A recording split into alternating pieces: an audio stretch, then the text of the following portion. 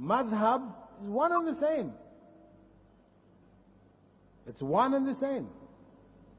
So when we say we follow the madhab of Rasulullah sallallahu alaihi wasallam, we're saying we're following the sunnah of Rasulullah sallallahu alaihi wasallam. Now, understanding and implementation of that sunnah may vary among the companions. You will find that the companions differed. There are issues on which they differed. We know the famous example usually given in Usul al-Fiqh about the case of Banu Qurayza, where the companions after the battle of the Khandaq, battle of the trench, where the Prophet ﷺ was told to go and punish the people of the citadel of Qurayza, of this tribe called Qurayza, or clan called Qurayza, for their treachery in siding with the pagans who had attacked Medina. And he sent an advance group of his companions ahead to go and lay siege to the citadel or fortress of the Qurayza tribe. And he gave them instructions. He said, do not pray except at the fortress of Banu Qurayza. So they set out. Don't pray Asr. Don't pray Asr except at the Qurayza fortress. So they set out. On their way, they noticed that the sun was coming close to set. They realized that they would not be able to reach that fortress before the setting of the sun. So, some of the companions said, we need to pray Asr. Others said, the Prophet ﷺ said, don't pray Asr except at the fortress of Banu Qurayza.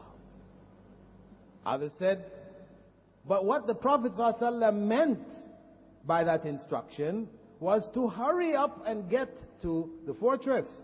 But Allah has already said, Inna kitaban mawquta. Allah has already said that the salah is for the believers at fixed and set times. We know this. You don't pray Asr after Maghrib.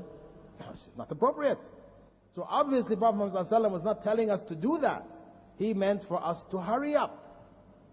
The other companion said, he said, don't pray Asr except there, and that's what we're going to do. So they differed. Those who said, we're just going to go with what he said, we're not going to try to figure out what he meant. Here's what he said. We're not sure what he actually meant, because maybe you're right, maybe you're not, and we're just going to stick with what he said. So we're going ahead. The others said, okay, fine, we're going to pray. So they prayed. They joined up. The place was sieged. Prophet ﷺ, after the battle, then the companions came to the Prophet ﷺ, talked to him about what happened. And of course, he prayed on the way. Right? So he didn't say anything to either group, saying this one's right, that one's wrong. Why? Because what he said could have been understood in both ways. He accepted the idea of trying to understand the intent and applying the law based on your understanding, as well as those who apply it based on the literal statement. He accepted both. But his own practice demonstrated that the intent was of praying on the way was really what was his intention. That was his intention. In practice. But not in statement. He didn't say either of you were wrong. So it means then, this is showing us, this is the time of the Sahaba, where they could differ in understanding. Yet both of them are following the madhab of Rasulullah sallallahu alayhi wasallam. So when we say, as I said, we need to get back to the madhab of Rasulullah sallallahu alayhi wasallam, it doesn't mean we are going to go back to something where there are no differences. Meaning we'll find something which everybody's agreed on every single point. No. This is not the nature of how Allah has created us. We have been created with different understandings, and He has left in the Quran and in the Sunnah things which could be interpreted in more than one way. And as long as people take a legitimate path in understanding that way, then it is acceptable to Allah subhanahu wa ta'ala. The one who is correct gets 2 rewards, and the one who is incorrect gets 1. Because they took the correct way in trying to understand, trying to apply the law to the best of their understanding, then Allah rewards them for that effort. Now there's a difference between that kind of difference and another kind of difference which happened. For example, Ibn Abbas, after the time of Rasulullah sallallahu alaihi wasallam, he's teaching tabi'een, the next generation students. He's teaching them about Hajj, Umrah, and so on and so on. And he's teaching them that Umrah can be done in the months of Hajj. Whilst he's teaching, one of the tabi'een, Urwa, the son of Asma bint Abi Bakr, sister of Aisha, he said, how can you be telling people to make Umrah in the months of Hajj when Abu Bakr and Umar said you can't? Not allowed. Abdullah ibn Abbas said, go ask your mother. Go ask your mother, you'll get clarity there. How can you raise a question?